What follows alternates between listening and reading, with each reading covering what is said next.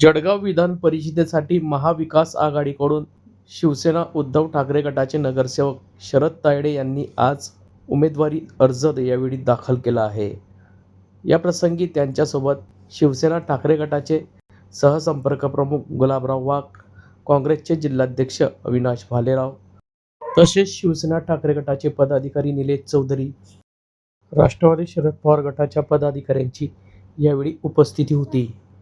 या संदर्भात शिवसेना ठाकरे गटाचे सहसंपर्क प्रमुख गुलाबराव वाघ व महाविकास आघाडीचे शिवसेना ठाकरे गटाचे उमेदवार शरद तायडे यांनी या ठिकाणी शरद भाऊ तायडे यांचा उमेदवारी अर्ज भरण्यात आलेला या ठिकाणी शरद भाऊ तायडे यांचा उमेदवारी अर्ज भरण्यात आलेला आहे। बूम नीचे लो ना थोड़ा।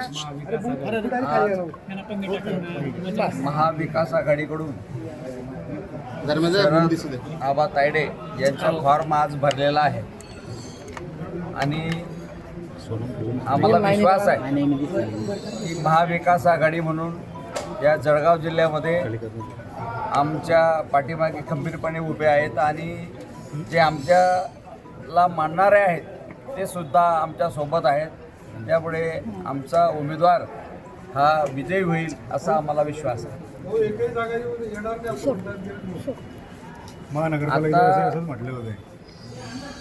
त्यांच्याकडे सत्ता, पैसा, अडका, शासकीय दबाव सर्व काही आहे, परंतु या महाराष्ट्रामध्ये महाविकास आघाडी म्हणून आम्ही त्यांना खंबीरपणे लढत देतो आहे।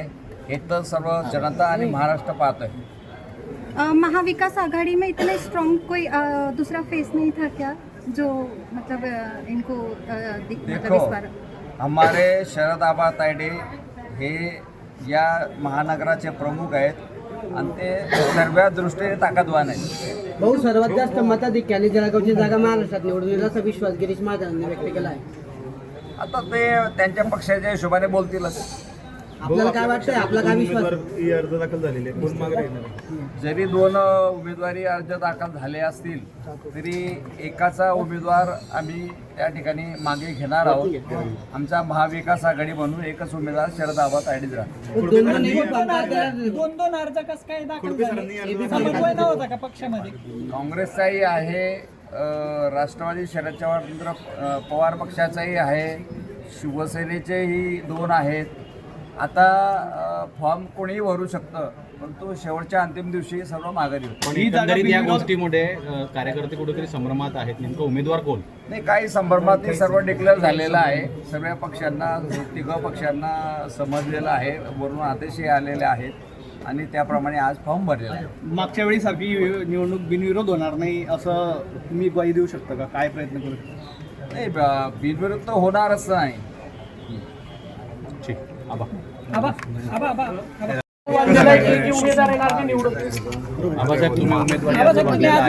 महाविकास आघाडीने जे माझ्यासारख्या सामान्य माणसाला जे तिकीट दिलेलं आहे त्यांचा मी भरपूर आभारी आहे आणि हे उमेदवारी आम्ही निश्चित जिंकणार आहोत।